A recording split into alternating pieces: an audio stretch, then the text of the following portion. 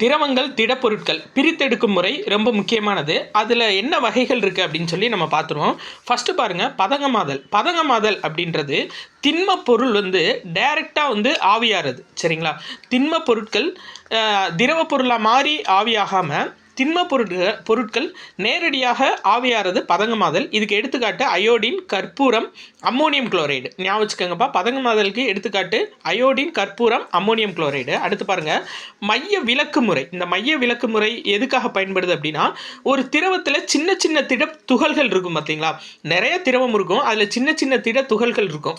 அதை பிரித்து எடுக்கிற முறை மைய விலக்கு முறை. எடுத்துக்காட்டு பாருங்கள், பாலில் இருந்து கொழுப்பையும் பாலாடை கட்டியல் அதை ரெண்டையும் பிரித்து பதப்படுத்தப்பட்ட பால் தயாரிக்க பயன்படுறது எது அப்படின்னா மைய விலக்கு முறை. இன்னொன்று, நம்ம ரத்தத்திலிருந்து ரத்த செல்களை பிரித்து எடுக்கிறது. ரத்தம்ன்றது ஒரு நிறைய இருக்கக்கூடிய ஒரு லிக்விடு. சரிங்களா? அதுலேருந்து சின்ன சின்ன துகள்கள் செல்களை பிரித்து எடுக்க உதவுவது மைய விலக்கு முறை. அடுத்து பாருங்கள், கரைப்பான் சாறு இறக்கல்.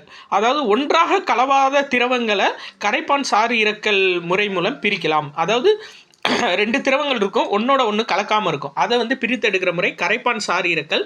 இது எதில் பயன்படுது அப்படின்னா, வாசனை திரவியம் தயாரித்தல், பல்வேறு மூலங்களிலிருந்து சாயங்கள் தயாரித்தல். அப்போ வாசனை திரவியங்களையும் சாயங்கள் தயாரித்தலையும் பயன்படுறது எது அப்படின்னா கரைப்பான் சாறு இறக்கல் முறை.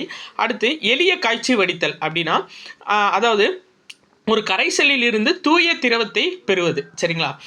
ஒரு லிக்விட் இருக்குது, அதுலேருந்து தூய திரவம் பெறணும் அப்படின்னா என்ன செய்யலாம்? சாதாரணமாக காய்ச்சி வடித்தோம்னா நம்மளுக்கு தூய திரவம் கிடைச்சிரும். இதுக்கு எடுத்துக்காட்டு கடல் நீரிலிருந்து குடிநீர் பெறப்படுவது. அடுத்து கடைசியாக நம்ம பார்க்க வேண்டியது பின்ன காய்ச்சி வடித்தல். அதாவது வேறுபாடு இல்லாத ஒரே கரையக்கூடிய திரவங்கள்.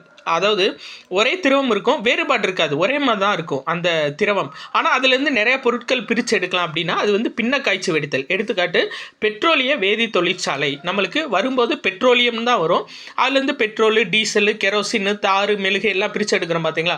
ஸோ இதுதான் பின்ன காய்ச்சி வடித்தல். பின்ன காய்ச்சி வடித்தல் பெட்ரோலிய வேதி தொழிற்சாலையில் பயன்படுது. இது எதில் இருக்குது அப்படின்னு சொல்லி பார்த்தீங்கன்னா 9th சயின்ஸ் புக்குப்பா, 10வது லெசன் நம்மை சுற்றியுள்ள பருப்பொருட்கள் அப்படின்ற லெசனில் இருக்குது. நன்றி.